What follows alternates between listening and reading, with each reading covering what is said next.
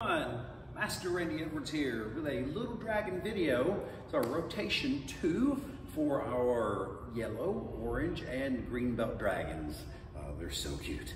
All right, so the first stripe is for pad work. All right, what you're going to find is in their sparring stance, usually left side forward, the right side forward, it's okay. But what we're doing is we're going to do a high block and a low block. So the hands are up and inside in guarding position. So the idea of pad work is the instructors will have pads on their hands and they'll be swinging high and swinging low at the kids and having them react to what as we're hitting them. All right, they can block with this hand, they can block with this hand, they can block with either hand. Ideally, if something's coming down the middle, doesn't matter which hand you block with, don't get hit. If it's coming from this side though, we want them to block this way or block this way from this side. Same on this side with the down block, all right? So this will be a lot of fun, really good reaction drills for them, all right? Now, once we get the 2 blocks, we'll do 2 palm heels, all right? If they block with this hand, I would prefer palm heel, palm heel. If they have this little take turn kind of a thing. If they block and then palm with this hand, that's okay, but blocking with one, palming with the other is actually a little bit faster.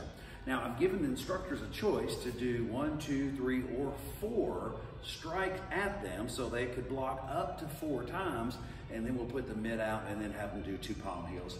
So they may attack 2 times high and 1 time low. And we look for the dragons to go block, block, palm, 2 high and 1 low.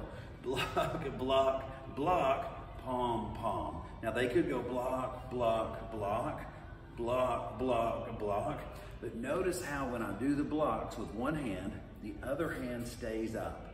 The other hand stays up. Yes, that's fine motor skill stuff. For this age group, that is very difficult, but we're going to be working on them to keep one hand home as they do the blocks and then do their palm heels. A palm heel is just an open hand strike, striking with the palm. They can curl the fingers down, they can have them open as long as they're striking here. A very, very, very safe strike for them, not to hurt themselves as they're doing their techniques. All right, so the cover and elbow will follow. Cover is this, and then elbow is this. It's some funny variations as the kids will come in and swing and do some different things with this. So I try to teach them like a chicken wing. They have their arm like this and swing the elbow across. But the problem in self-defense with an elbow is if I throw an elbow and miss, I'm really close to them, to someone else. So we want to cover an elbow. So that's where one hand comes up and we throw an elbow, the other hand comes up and we throw an elbow. We obviously don't want them hurting themselves covering, but we want them to be able to throw powerful elbows and keep themselves safe by having that cover. Now, this is like Build-A-Bear, right? Build a technique. So we'll do the block, block, block, block up to 4, 2 palm heels, and then add the 2 elbows. We'll practice this stuff individually, but then we'll put this all together. Now, the last thing is a front kick with a knee. Kicking to the front with a knee. And that could be with the front knee, that could be with the back knee. So if we look at all the pad work that we want them to do for grading this time, we'd have the high blocks, the palm heels, the cover and elbows, and finishing with a knee kick. Okay, so that's all of the new techniques for pad work in this testing cycle.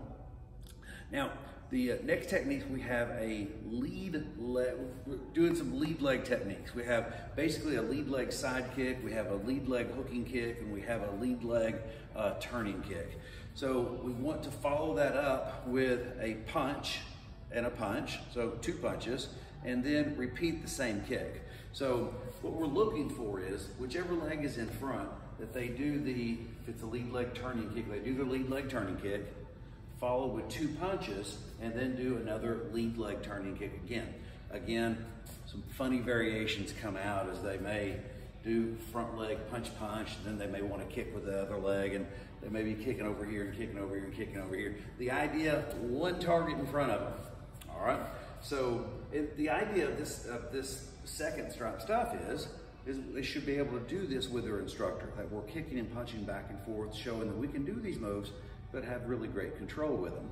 All right, so we have I'm gonna do this sideways where you can see me. So I have the front leg turning kick, 2 punches, another front leg turning kick, and then we move back out. All right, same with the hooking kick. So we have the front leg hooking kick, punch, punch, front leg hooking kick. You notice the first time I stepped and did it, the second time I stayed there. Well, it could be that we have them back up and throw these combinations. All right, so the last one is the side kick, punch, punch, and then the front leg side kick again. The difference in this side kick, it's real important that the kids understand, and 4 and 5-year-old, it's tough to get them to get it. They'll eventually get it. We draw that knee back to the chest on the side kick, and that heel goes straight out. You'll see this little like turning motion with that, but should be a pretty good difference in the turning kick, the hooking kick, and the side kick. But the knee comes up to the chest, and the heel goes straight out. Followed with 2 punches, and then back to that front leg side kick again. So we'll be doing this left side forward and right side forward. Probably hitting some pads with this, hitting some mitts with this, but the idea is to be able to do this with the instructors, not with the kids. The kids doing this with the kids, but the instructors doing this with the children, showing the self-control with the techniques. All right, next stripe is our self-defense. So the self-defense from grabs anyway. Self-defense, someone grabbing from behind. I can't hooking kick, punch, punch, hooking kick someone that's grabbed me from behind, right? All right, so if someone's grabbed me from behind and they've grabbed over my arms, I step out with one leg and I hit low with one hand. Even if you got my arms pinned, I can go back and do this. And an amazing thing happens when you step out. It causes the person that's holding you to kind of lose their balance, but then they get hit in a real sensitive spot, and it kind of, if they don't let go, it'll loosen up enough their grip where they can turn and use their, what we say on the paperwork, DHV. Sounds pretty important, huh? Distance, hands, verbal. I get distance away from whoever's grabbing a hold of us, put the hands up in a very assertive body language, and then assertive language of back off, leave now, that was not nice, don't ever do that again.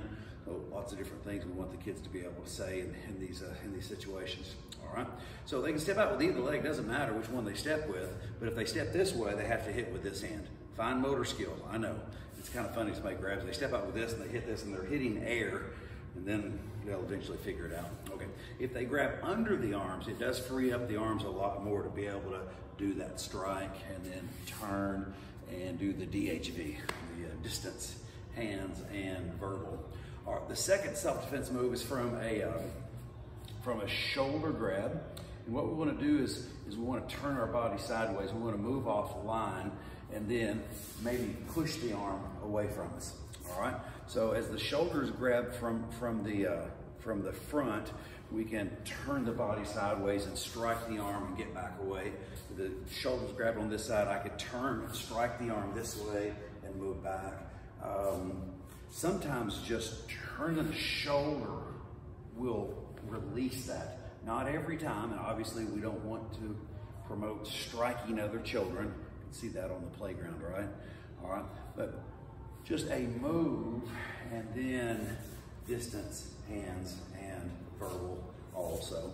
If the grab was from behind, we'd do more of like a little windshield kind of a move to get our distance as well. All right, so the second move is just from the shoulder being grabbed.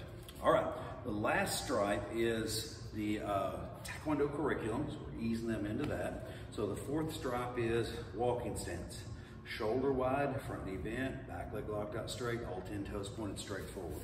See the length of the stance here, front knees bent, back legs locked out straight. This is tough. There's a lot of fine motor skill in this. We don't want any toes pointing sideways, essentially everything pointing forward and shoulder wide. Kids tend to want to be more one foot in front of the other, but we'll keep working with them to make this stance something strong. In that walking stance, we want 3 Taekwondo blocks. We want a high block with the front hand, a middle block with the front hand, and a low block with the front hand, followed by a punch with the other hand. Taekwondo is the big range of motion and hand coming back to the side. Very, very, very powerful. The idea of that exercise is to make the muscles faster and stronger. So from So for here, these shorter range of motion techniques are much stronger from there. All right. The last thing is we're going to be working with the little dragons all the way up to black dragon on this drill called 4-direction punch. It has 14 moves in it, 7 on the right side, 7 on the left side. But what 4-direction punch looks like is where we're doing the Taekwondo punch, but then we have them step back with one leg and low block and punch, and then low block and punch again. Notice the same leg moving. All right, I'm moving my right leg forward to punch. I'm moving my right leg back to make the low block. I'm moving my right leg forward to punch. I'm moving my right leg back to make the low block. All right, this is tough. We'll see kids that'll do this and they'll do this and we'll high five them. Sometimes at 4 and 5, they're not wired to learn these forms and things like that. They'll get it, they will. If we're patient, they'll get it, right? All right, so we will push them to have them do it correctly, of course, but and still be as positive as possible. Okay, so there's your curriculum for the yellow, orange, and green dragons. Hope you guys practice hard, and I hope you really enjoy this testing grading cycle. All right, thank you very much. Taekwondo.